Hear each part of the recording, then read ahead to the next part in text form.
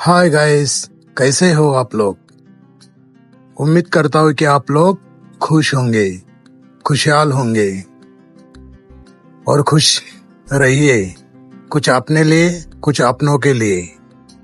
तो चलिए दोस्तों, ब्लॉक नंबर 4 की शुरुआत करते ही अपन काल भैरव बाबा को मिलने चलते हैं। बोलता बोलता आपण तात्यांच्या गावालगत आलेलो आहोत। आता तुम्हाला प्रश्न पडला असेल की तात्या कोण? सुप्रसिद्ध साहित्यकार कुसुमाग्रह शिरवाडकर या जागेला शिरवाडा फाटा असं म्हणतात। प्रिय मित्रांनो, रस्त्याने चालताना, बाईकवर असताना नेहमी हेल्मेटचा वापर करा।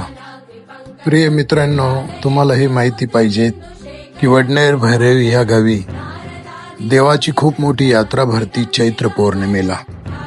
जसं मानव रूपामध्ये मनुष्याचं लग्न होतं, तसा लग्नाचा सोहळा देवाचा आणि आई जोगेश्वरीचा होतो। पूर्वीच्या काळात खूप पानमळे होते या गावामध्ये। आता हजारो एकर द्राक्ष बाग आहेत, खूप सुंदर गाव आहेत। हे काळूबाबाचं आश्रम आहेत। इथं लग्न सोहळे खूप चांगल्या पद्धतीने होतात। तुम्हाला माहिती असायला हवी की अष्टकोटी भैरव मिळून एक खंडोबा आहे। एक दिवस खंडोबाचं लग्न ठरलं। त्या दिवशी देवाने भैरवनाथ बाबांना सांगितलं की देवा, माझं लग्न ठरलंय।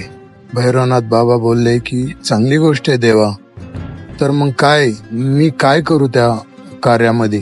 तर देवाने खंडोबा रायाने सांगितले की देवा, तुम्हाला पाताळात जावे लागेल आणि काही सामग्री आहे ती माझ्या लग्नाकरता घेऊन यावं लागेल।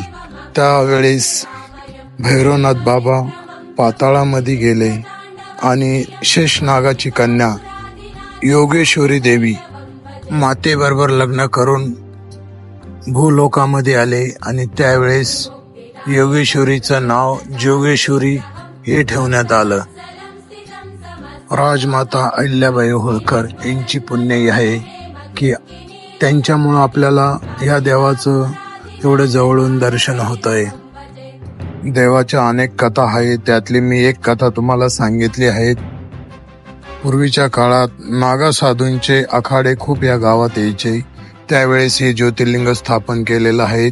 यातलं ज्योतिर्लिंगाबरोबर हे जे नंदी महाराज आहे यांचं एक महत्वाचं आख्यान आहे, जे मी तुम्हाला पुढील भागामध्ये नक्की सांगेल।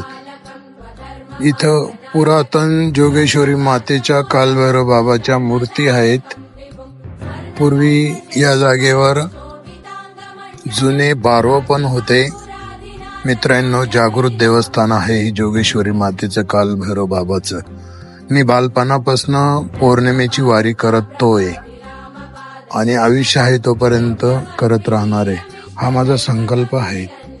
माझं ह्या देवावर अद्भुत प्रेम आहे। मला बालपणापासून बरेचसे अनुभव आलेले आहेत।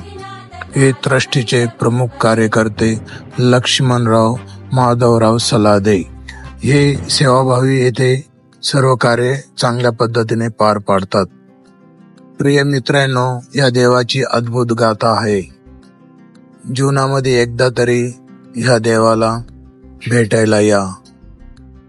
येथे देवाची पूजा पहाटेपासून सुरुवात होती, संध्याकाळी 10 वाजेपर्यंत पूजा चालत असते।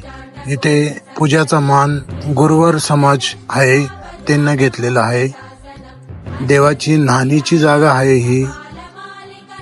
त्या पाण्यानं खूप काही अनुभव येतात, ते पण शुभ कार्यास वापरायला पाहिजेत। मंदिराच्या बॅक साईडला आपण आलेलो आहोत। प्रिय मित्रांनो, माझा हा व्हिडिओ तुम्ही पहिल्यांदा बघत असाल तर नक्की शेअर करा,